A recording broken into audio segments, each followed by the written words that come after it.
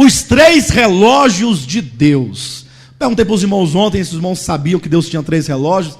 Alguns não sabiam que ele tinha nenhum, que dirá três, né? O que é que nós queremos dizer com os três relógios? Pastor, eu já li a Bíblia toda, mas eu nunca vi na Escritura que Deus tenha relógio. Aí de fato você não vai encontrar essa expressão que Deus tenha relógio. Na verdade, quando nós falamos de relógio, é porque o relógio é um instrumento para medir o tempo, para marcar o tempo, não é verdade? Então, como o nosso próprio tema sugere, guarda.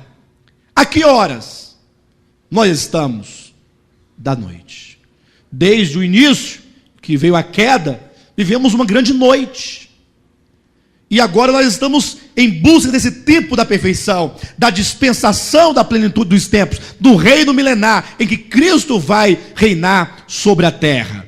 Mas em que tempo nós estamos? Então, para medir as horas do tempo em que nós nos encontramos, nós vamos precisar de relógios proféticos. Pastor, mas então o que é de fato um relógio profético? Ora, nós temos que localizar na Bíblia profecias que sejam como um relógio, profecias que discorrem vários acontecimentos em sequência e que preenchem uma boa parte de tempo, para que nós possamos verificar o cumprimento dessas profecias, para nós nos situarmos, nessa linha profética do tempo. Então, por que três relógios? Porque Deus, na sua economia, Ele tem nessa terra três povos: há os gentios, há os judeus e há a igreja do Senhor Jesus. Nós podemos verificar isso em 1 Coríntios, no capítulo 10, versículo 32. Veja como que claramente a Bíblia nos revela que na economia de Deus, o Senhor, Ele considera a humanidade toda dividida em três grupos bem distintos de pessoas. 1 Coríntios capítulo 10, versículo 32, que nos diz: não vos torneis causa de tropeço, nem para judeus, nem para gentios, nem tampouco para a igreja de Deus. Então, há três povos distintos. Pastor, quem são os gentios? Ora, os gentios são todos os filhos de Adão, são todas as nações que procederam da Torre de Babel, todos os povos. Então, pastor, quer dizer que eu sou brasileiro, sou do Brasil, vim de Adão, então eu sou gentil? Calma, a ideia é essa, é que todas as nações são os gentios, são as nações gentílicas. Gentios e gentílico quer dizer as gentes, os grupos de nações que existem sobre a terra. Nós sabemos que Deus criou Adão para um propósito, ele caiu, e então a sua descendência foi caindo. Caim matou Abel e foram seguindo aí, se separaram. Caim foi para uma terra distante, Sete continuou uma outra linhagem, de sorte que esses se corromperam até Gênesis capítulo 6, houve uma corrupção, e aí veio o dilúvio, capítulo 6, 7, 8 e 9 do livro de Gênesis. E aí depois do dilúvio, Deus recomeçou com Noé, seus 3 filhos, suas noras e sua mulher. E ali começou uma nova civilização, a partir de Noé, depois do dilúvio. 300 anos depois do dilúvio, aproximadamente, esse grupo que saiu da arca já havia se multiplicado, de sorte que eles eram um grande povo e estavam numa planície chamada Sinar, ou em algumas versões, Sinear. De sorte que a Bíblia diz no capítulo 10 e 11 de Gênesis, que esse povo, pensando, olha, Deus já destruiu o nosso povo no passado, já destruiu nossos pais, porque diz que eles pecaram e tal, e esse Deus, não sei não, viu, ele se irrita com a gente, quer matar a gente afogado. O que ele pensa que ele é? Vamos fazer o seguinte, vamos construir para nós uma torre e uma cidade, porque assim nós não vamos ser espalhados sobre a face da terra, não vamos se isolar, vamos nos unir, vamos juntar as forças, vamos ficar todo mundo aqui. A gente constrói uma grande cidade e uma grande torre, cujo tope alcance os céus. Quanta tolice, não? Uma torre que alcança os céus. Não é possível. Será mesmo que eles acreditavam nisso? Que eram capazes de construir uma torre até os céus? O pior não é que eles acreditavam, é que até hoje tem quem acredite. Deixa para outro momento. Mas até hoje tem muita gente, e não é pouca não. E a maioria são os crentes, que acreditam serem capazes de edificar uma torre até os céus. Isso porque no momento que o crente, ou ele pensa que a salvação pode ser construída ou mantida pelas suas próprias obras, pelo seu esforço, ele está considerando que ele é capaz de construir uma torre que lhe garanta salvação até os céus. Ao contrário da Torre de Babel, em João Evangelho, capítulo 1, versículo 51, nos é proposta uma escada que une os céus e a terra, pela qual o homem poderá ir a Deus, sim, mas essa escada, conforme João 1,51, é Jesus Cristo. Então, o homem, para chegar aos céus, só tem, no caso, duas alternativas, né? Ou ele vai, ou melhor, ou ele intenta ir pela torre, e nós já sabemos pelo registro de Gênesis 11 que não vai ter sucesso. E ele é frustrado, derrotado, ou então ele vai pela fé, pela escada do sonho de Jacó, que é Cristo, que é a salvação pela fé. De sorte que na Torre de Babel ali, as gentes, as nações, diz a Bíblia que Deus interviu naquela história, não foi? E Deus condenou aquela obra, fez parar aquela obra, e daquele meio, Gênesis capítulo 11, Deus disse a Abraão: sai da tua terra, sai da tua parentela, e vem que eu vou te mostrar uma terra, e eu vou te fazer de ti uma nação diferente.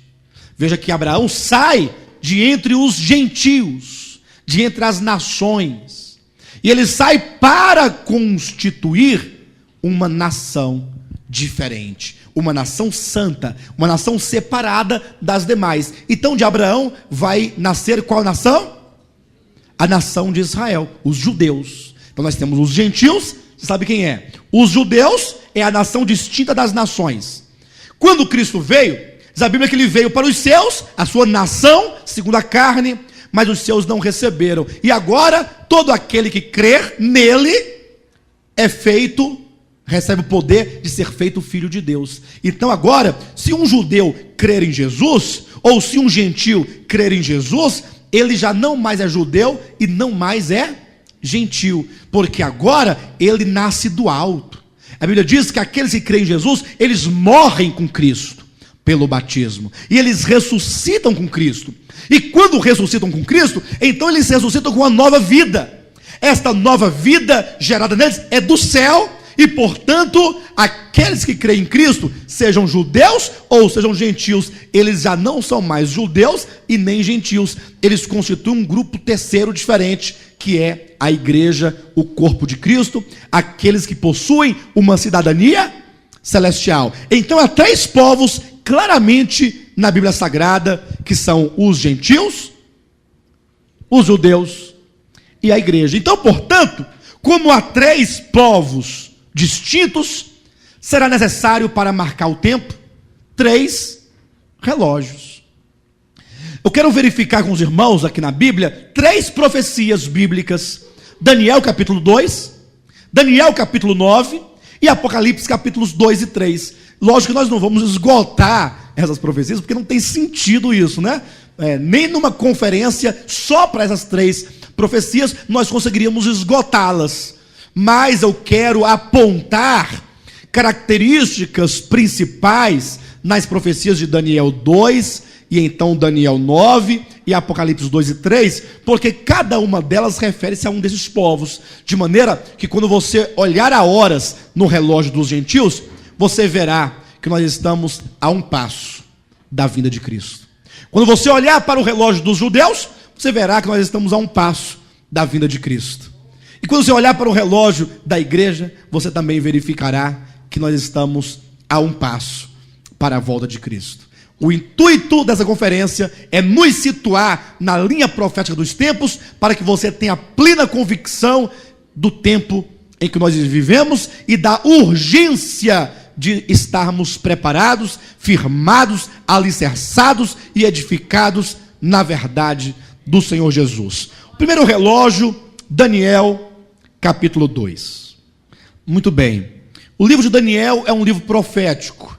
E no capítulo 2, então, nós temos uma primeira profecia explícita que nos fala sobre os gentios. É uma profecia que foi recebida por um gentio, inclusive, porque quem vai receber aqui o sonho é o rei Nabucodonosor, que era gentio. Ele recebe, ainda que ele não recebe a revelação diretamente de Deus, ele vai receber por meio de Daniel, mas é o rei, é um gentio, quem recebe a revelação, que recebe o sonho, e esse sonho diz respeito, então, ao destino das nações, dos gentios como um todo. Nós vamos verificar neste capítulo, que diz a Bíblia que Nabucodonosor, certa noite, estava muito incomodado e a sua cabeça estava muito perturbada, e essas perturbações, certamente, era em relação ao seu reino, até porque a sucessão de reinos na antiguidade, que se dava travado por meio de muitas lutas, né? Então o reino que estava lá em cima, corria o risco de qualquer momento ser atacado por um outro reino, e então este vinha a cair, o outro a ascender, e assim há uma sucessão de reinos muito grande.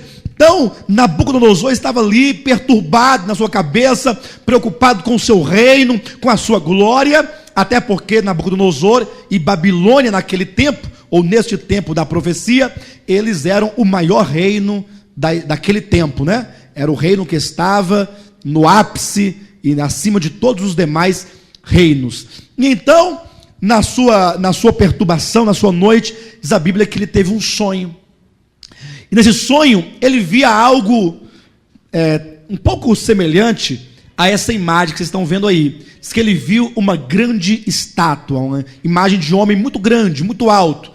Diante da imagem, ele se tornava quase com uma formiguinha. Tão grande era a imagem que ele viu. E ele observou que a cabeça da estátua era de ouro, que os peitos e os braços da estátua eram de prata, que o quadril e o ventre eram de bronze, que as pernas eram de ferro e que os pés da estátua era todo fragmentado, partes de barro e partes de ferro.